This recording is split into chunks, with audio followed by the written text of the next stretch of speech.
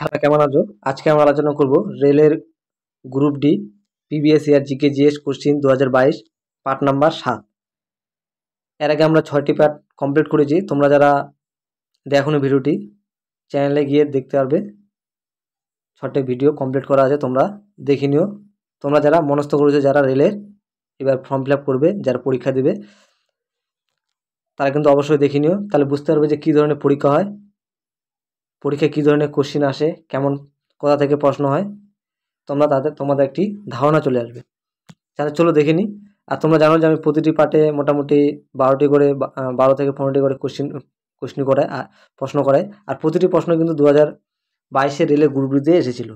এগুলো কিন্তু আমার কিন্তু বানানো কোশ্চিন না, এগুলো সব রেলের 2022 গ্রুপ ডিতে এসেছিলো।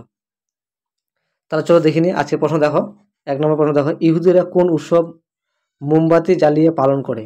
এর সঠিক উত্তর কী হবে? এর সঠিক উত্তর হবে হানুক্কা।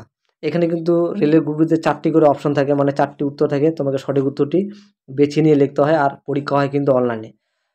আমি তোমাদের একটা কথা বারবারও বলি, তোমরা যারা প্রিপারেশন নিচ্ছ, তোমাদেরকে আমি বলবো যে তোমরা রাজ্যে যেসব পরীক্ষাগুলো হয় সেগুলোতে ফোকাস না করে কেন্দ্রে যেসব পরীক্ষাগুলো হয়, যেমন রেল, ব্যাংক, এসএসসি, এইসব জায়গাগুলোতে ফোকাস করতে, কারণ সেখানে তোমাদের মেধার ভিত্তিতে নিয়োগটা হয়।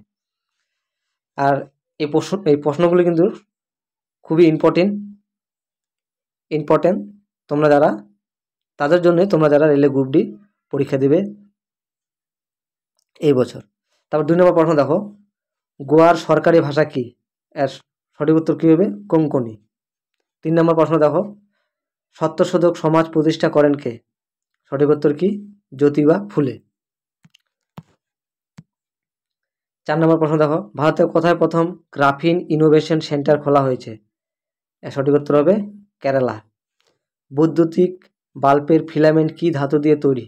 সঠিক উত্তর কি? টাংস্টেন। 6 নম্বর প্রশ্ন দেখো, গ্লুকোজের সংকেত কি? C6H12 গ্লুকোজের সাংকেতিক।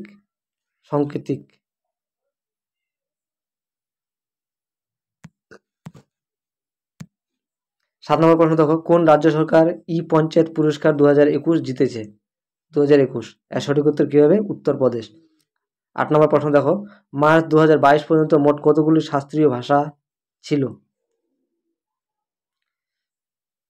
এর সঠিক উত্তর কি? 6টি। আরবিআই এর গভর্নর পদে শক্তিকান্ত দাস কত সালে নিযুক্ত হন? আরবিআই এর গভর্নর পদে শক্তিকান্ত দাস, এই আরবিআই এর কি?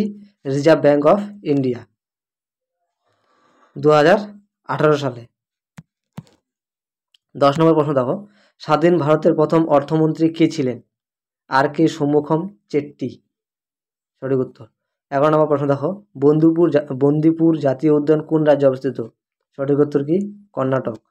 12 নম্বর প্রশ্ন দেখো, আর এই সেশনের এটাই লাস্ট প্রশ্ন, এনবিএফসির সম্পূর্ণ নাম কি? Non banking financial company. এর সঠিক উত্তর হবে নন ব্যাংকিং ফাইন্যান্সিয়াল কোম্পানি। তাহলে বন্ধুরা, এই ছিল তোমাদের এই পার্টে, মানে 7 নম্বর পার্টে 12টি প্রশ্ন। আর আমি তোমাদের বারবারই একটা কথা বলি, তোমরা যারা প্রিপারেশন নিচ্ছ, বিশেষ করে যে কোনো কম্পিটিটিভ এক্সামের, তোমরা কিন্তু কেন্দ্রের যেসব পরীক্ষাগুলো হয় সেগুলোতে ফোকাস করতে,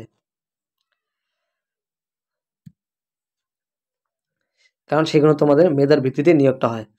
আর হ্যাঁ বন্ধুরা, তোমরা যারা ভিডিও দেখছো, যদি তোমাদের মনে হয় যে ভিডিওটি উপকার আসছে, তাহলে অবশ্যই চ্যানেলটিকে সাবস্ক্রাইব করে দিও, বেল আইকন অন করে দিও, বন্ধুদের মধ্যে শেয়ার করে দিও, এবং লাইক কমেন্টও করো। তাহলে আমি বুঝতে পারবো তোমাদের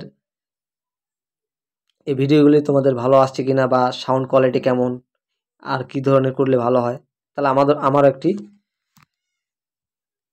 সাজেশন হয়ে যাবে।